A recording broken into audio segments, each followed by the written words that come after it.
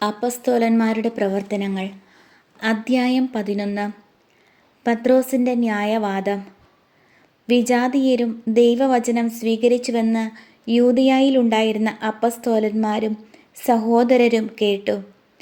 തന്മൂലം പത്രോസ് ജെറുസലമിൽ വന്നപ്പോൾ പരിച്ഛേദനവാദികൾ അവനെ എതിർത്തു.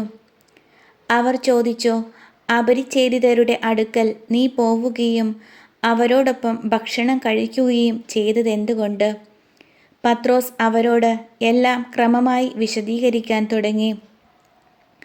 ഞാൻ യോപ്പ നഗരത്തിൽ പ്രാർത്ഥിച്ചുകൊണ്ടിരിക്കുകയായിരുന്നു. അപ്പോൾ എനിക്ക് ദിവ്യാനുഭൂതിയിൽ ഒരു ദർശനമുണ്ടായി. സ്വർഗത്തിൽ നിന്ന് വലിയ വിരിപ്പ് പോലെ ഒരു പാത്രം 4 കോണിലും പിടിച്ച് ഇറക്കുന്നത് ഞാൻ കണ്ടു. അത് എൻ്റെ അടുത്തു വന്നു.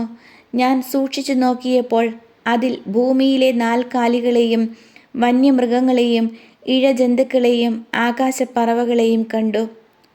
എന്നോട് സംസാരിക്കുന്ന ഒരു സ്വരം ഞാൻ കേട്ടു, പത്രോസേ, എഴുന്നേൽക്കുക, നീ ഇവയെ കൊന്നു ഭക്ഷിക്കുക. അപ്പോൾ ഞാൻ മറുപടി പറഞ്ഞു, കർത്താവേ, ഒരിക്കലുമില്ല. ഹീനമോ അശുദ്ധമോ ആയ യാതൊന്നും ഞാൻ ഒരിക്കലും ഭക്ഷിച്ചിട്ടില്ല. സ്വർഗത്തിൽ നിന്ന് രണ്ടാമതും ആ സ്വരം പറഞ്ഞു, ദൈവം വിശുദ്ധീകരിച്ചതിനെ നീ മലിനമെന്ന് വിളിക്കരുത്. 3 പ്രാവശ്യം ഇങ്ങനെ സംഭവിച്ചു. പിന്നീട് എല്ലാം സ്വർഗത്തിലേക്ക് തിരിച്ചെടുക്കപ്പെട്ടു. അപ്പോൾ തന്നെ കേസറിയായിൽ നിന്ന് എൻ്റെ അടുത്തേക്ക് അയക്കപ്പെട്ട 3 പേർ ഞാൻ താമസിച്ചിരുന്ന വീട്ടിലെത്തി. ഒരു സന്ദേഹവും കൂടാതെ അവരോടൊപ്പം പോകാൻ എനിക്ക് ആത്മാവിൻ്റെ നിർദ്ദേശമുണ്ടായി.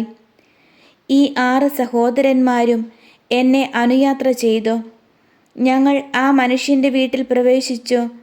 തൻ്റെ ഭവനത്തിൽ ഒരു ദൂതൻ നിൽക്കുന്നതായി കണ്ടുവെന്നും അവൻ ഇങ്ങനെ അറിയിച്ചുവെന്നും അവൻ പറഞ്ഞു, നീ യോപ്പായിലേക്ക് ആളയച്ച് പത്രോസ് എന്ന് വിളിക്കപ്പെടുന്ന ശിമയോനെ വരുത്തുക.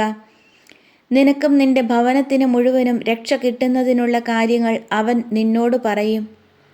ഞാൻ അവരോട് പ്രസംഗിക്കാൻ തുടങ്ങിയപ്പോൾ മുമ്പ് നമ്മുടെ മേൽ എന്നതുപോലെ തന്നെ അവരുടെ മേലും പരിശുദ്ധാത്മാവ് വന്നു.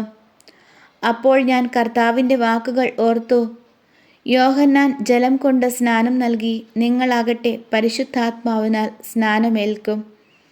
നാം യേശു ക്രിസ്തുവിൽ വിശ്വസിച്ചപ്പോൾ ദൈവം നമുക്ക് നൽകിയ അതേ ദാനം അവർക്കും അവിടുന്ന് നൽകിയെങ്കിൽ ദൈവത്തെ തടസ്സപ്പെടുത്താൻ ഞാൻ ആരാണ്?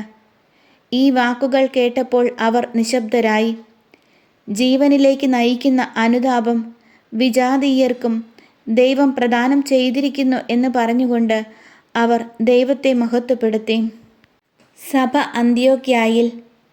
സ്തേഫാനോസിനെ സംബന്ധിച്ചുണ്ടായ പീഡനം നിമിത്തം ചിതറിക്കപ്പെട്ടവർ ഫിനീഷ്യ, സൈപ്രസ്, അന്ത്യോക്യ എന്നീ പ്രദേശങ്ങൾ വരെ സഞ്ചരിച്ചു. യഹൂദരോടല്ലാതെ മറ്റാരോടും അവർ വചനം പ്രസംഗിച്ചിരുന്നില്ല. അക്കൂട്ടത്തിൽ സൈപ്രസിൽ നിന്നും കിറേനയിൽ നിന്നുമുള്ള ചിലർ ഉണ്ടായിരുന്നു.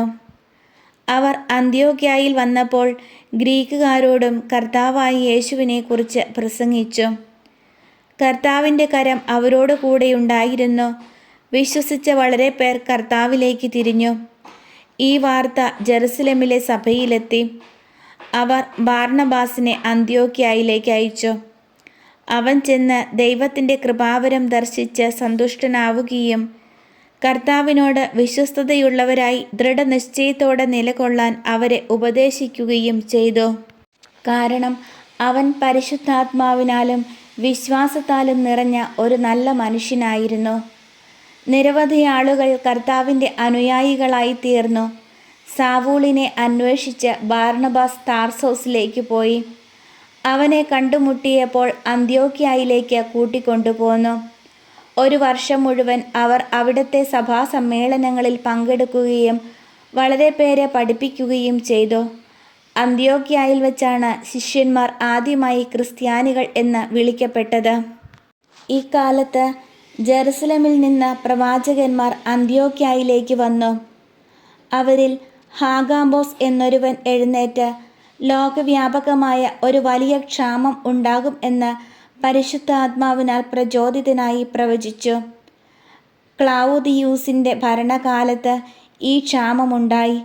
ശിഷ്യരെല്ലാവരും തങ്ങളുടെ കഴിവനുസരിച്ച് യൂദയായിൽ താമസിച്ചിരുന്ന സഹോദരർക്ക് ദുരിതാശ്വാസം എത്തിച്ചു കൊടുക്കാൻ തീരുമാനിച്ചു. ബാർണബാസും സാവൂളും വഴി സഹായം ശ്രേഷ്ഠന്മാർക്ക് എത്തിച്ചു കൊടുത്തുകൊണ്ട് അവർ അത് നിർവഹിക്കുകയും ചെയ്തു.